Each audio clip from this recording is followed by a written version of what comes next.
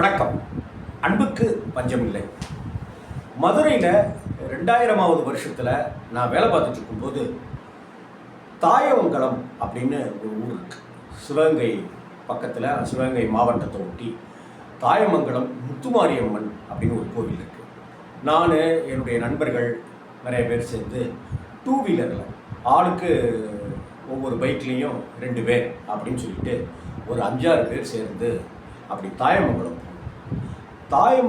போயிட்டு அங்கே நல்ல தரிசனம் பண்ணிவிட்டு அப்படி ரிட்டர்ன் வரும்போது அந்த மானாமதுரை கிட்ட அந்த டேர்னிங்கில் ஆத்தங்கரையை தாண்டி அந்த பக்கம் போனாக்க அங்கே தான் நான் கமலாக்காவை சந்தித்தேன். கமலாக்கா என் வாழ்க்கையில் மறக்க முடியாத கதாபாத்திரம். அந்த கமலாக்கா யார் என்ன அப்படிங்கிறது எனக்கு அந்த நிமிஷம் வரைக்கும் தெரியாது. ஆனால் என்னுடைய நண்பன், நான் வேலை பார்த்த அலுவலகத்தில் மதுரை பக்கத்தில் டீ கடை வச்சுருந்தான், நிறைய பிஸ்னஸ்லாம் பண்ணிகிட்டு இருந்தான்.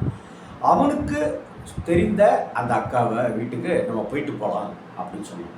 அப்படி போன ஒரு 5வது நிமிடத்திலிருந்து எனக்கு ரொம்ப சிநேகிதமானாங்க அந்த அக்கா. எப்போதுமே நான் எந்த எந்த எந்த மனிதர்கள்கிட்ட பேசுகிறதா இருந்தாலும் சரி, கூச்சம்லாம் பார்க்காம உடனடியாக நான் பேச ஆரம்பிச்சிடுவேன்.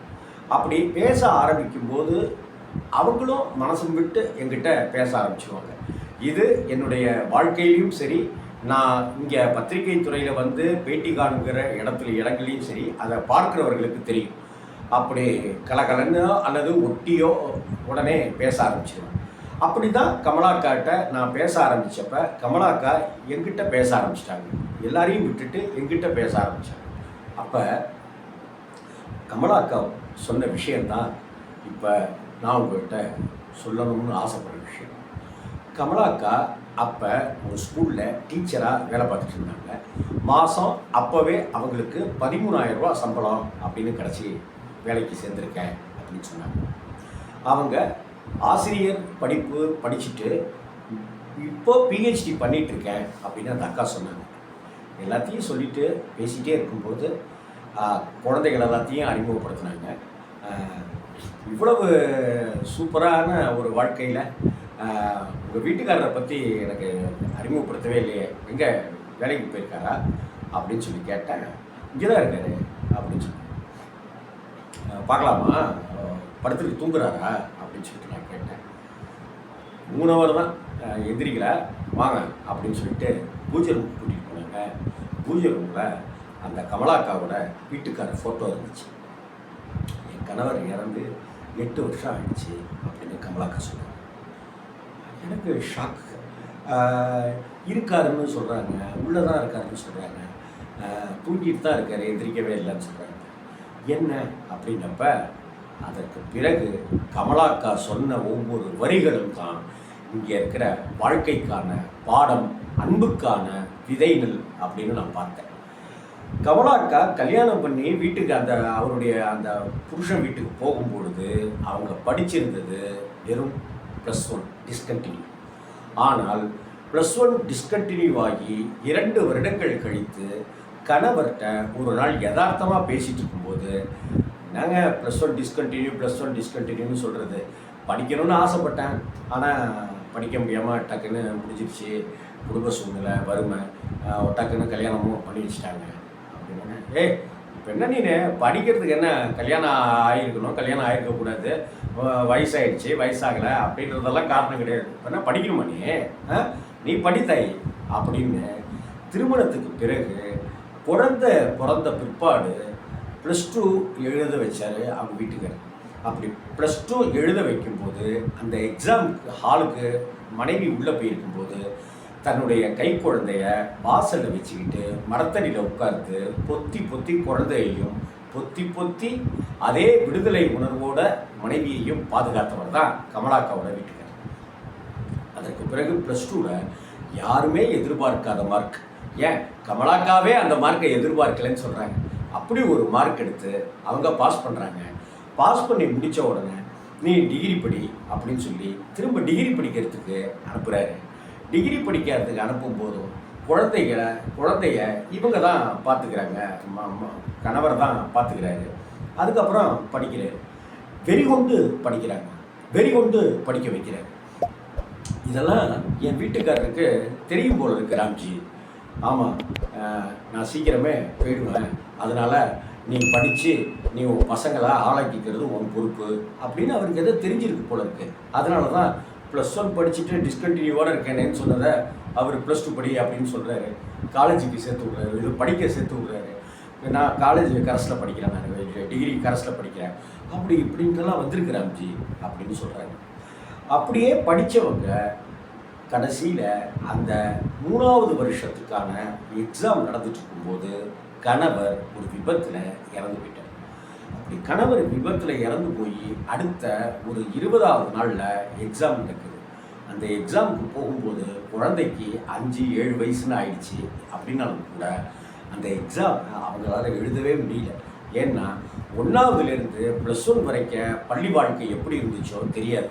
ஆனால் அந்த +1க்கு அப்புறமா +2 எக்ஸாம் எழுத போகும்போது வாசலில் நம்ம குழந்தையும் கணவனும் காத்துட்ருக்காங்க அப்படின்னு இருந்தது. ஆனால் இப்போது கணவர் இல்லை, குழந்தைய வீட்டில் மாமனார் மாமியார் பார்த்துக்கிறாங்க. எப்படி எழுத போகிறோம் எக்ஸாம் அப்படின்னு தவிச்சிட்டு இருந்த சமயத்தில் நான் பக்கத்தில் தான் இருக்கேன், நீ எழுது அப்படின்னு ஒரு குரல் கேட்டுச்சுன்னு சொன்னால் நீ நம்புவியா ராம்ஜி? சத்தியமாக கேட்டுச்சு. எக்ஸாம் ஹாலில் உட்காந்துருக்கும் போது எங்கள் வீட்டுக்காரர் பக்கத்தில் என் தோலை தொட்டு தலையை தடவி கொடுத்து தைரியமாக எழுதிய, நிச்சயமாக பாஸ் பண்ணுவேன், ஜெயிப்பேன் அப்படின்னு பக்கத்தில் நின்று சொல்கிற மாதிரி இருந்துச்சு. நான் வெறி உண்டு ஏதோ சாமி ஆட்டம் ஆடின மாதிரி நான் கடன்னு பேனாவை பேப்பரில் வச்சது எடுக்கவே இல்லை. கடன்னு எழுதி எல்லாம் முடித்து ஃபஸ்ட் கிளாஸில் பாஸ் பண்ணேன். அதுக்கப்புறமா மாமனார் மாமியாரும் சேர்ந்து என்னை படிக்க வச்சாங்க. நான் ஒரு ஸ்கூலில் டீச்சராக வேலைக்கு சேர்ந்துருக்கேன். ஸ்கூலில் டீச்சராக மட்டும் இல்லாமல் டியூஷன் சொல்லித்தரேன். ஆனால் வீட்டில் டியூஷன் சொல்லித்தர யார்கிட்டையும் நான் ஃபீஸ் வாங்குறதில்ல ராம்ஜி அப்படின்னு தொடர்ந்து கட்டி சொல்லிட்டு எல்லாம் கிளம்பி போகும்போது எந்திரிக்கும் போது இவன் தான் எனக்கு ரொம்ப வருஷத்துக்கு பழக்கம் வச்சு. அவன் ட்ராயர் போட்ட காலத்துலேருந்து அவன் அந்த பையன் எனக்கு பழக்கம். நீங்கள்லாம் எனக்கு இப்போ தான் பழக்கம். ஆனால் இத்தனை பேரை தாண்டியும் உங்ககிட்ட நான் ஏன் பேசினேன் தெரியுமா அப்படின்னு கமலாக்கா என்கிட்ட கேட்டாங்க. ஏன்னு தெரியலையக்கா அப்படின்னு சொல்லிட்டு நான் சொன்னேன். என்னன்னு தெரில, இவன்கிட்ட பேசுன்னு எங்கள் வீட்டுக்காரர் சொன்னார் அப்படின்னு அவங்க சொல்கிறாங்க. என்னக்கா சொல்கிறீங்க அப்படின்னு கேட்குறேன். எங்கள் வீட்டுக்காரர் நான் கிளாஸ் எடுக்கும்போது இப்படி பாடம் எடு அப்படின்னு சொல்லுவார். இப்படி பாடம் எடுத்தது நல்லா இருந்துச்சு அப்படின்னு சொல்லுவார். ஏன் குழந்தைங்கள ஸ்டூடெண்ட்ஸை ஏன் இப்படி திட்டுற அப்படின்னு என்னை திட்டுவார் அப்படின்றாங்க. அதாவது கிட்டத்தட்ட கணவர் இறந்துட்டாலும் கூட தன்னுடைய வாழ்க்கையினுடைய ஒவ்வொரு நொடிகளிலும் கணவர் கூடவே இருந்துக்கிட்டு நம்மளை வழி நடத்துகிறாரு, நம்மளை கண்காணிச்சிட்டு இருக்கிறாரு அப்படின்னு. நம்ம கடவுள் பார்த்துக்கிட்டே இருக்காங்க அப்படின்னு சொல்கிறோம். ஆனால் அதுக்கும் நம்ம பயப்படுறதில்ல, கட்டுப்படுறதில்ல. ஒரு சிசிடிவி கேமரா பொருத்தப்பட்டிருந்தாலும் இன்னும் திருட்டு, கொலை, கொள்ளை, வழிப்பறி நடந்துட்டு தான் இருக்கு. ஆனால் அவங்க மனசுக்குள்ளாரையே ஒரு சிசிடிவி கேமராவை வச்சுக்கிட்டு அந்த கேமராவின் வழியாக தன் கணவர் பார்த்துக்கிட்டே இருக்காரு, நம்மளை வழி நடத்திக்கிட்டே இருக்காரு, நம்மளை சாகிற வரைக்கும் இப்படி கூடவே இருந்து வழி நடத்திட்டு இருப்பார் அப்படின்னு சொன்ன கமலாக்கா எனக்கு ஒரு சாமி மாதிரி தெரிஞ்சாங்க. ஒரு 16 கரங்கள் கொண்ட ஒரு காளி தேவி மாதிரி அவங்கள யாரும் அசைக்க முடியாது அப்படிங்கிற மாதிரி அந்த கமலாக்கா எனக்கு தெரிஞ்சாங்க. இந்த மானாமதுரையில் இப்போ எங்கே இருக்காங்கன்னு தெரியல. 2000வது வருஷத்தில் நான் பார்த்த கதையை சொல்கிறேன். நான் 24 வருடங்கள் ஆயிடுச்சு.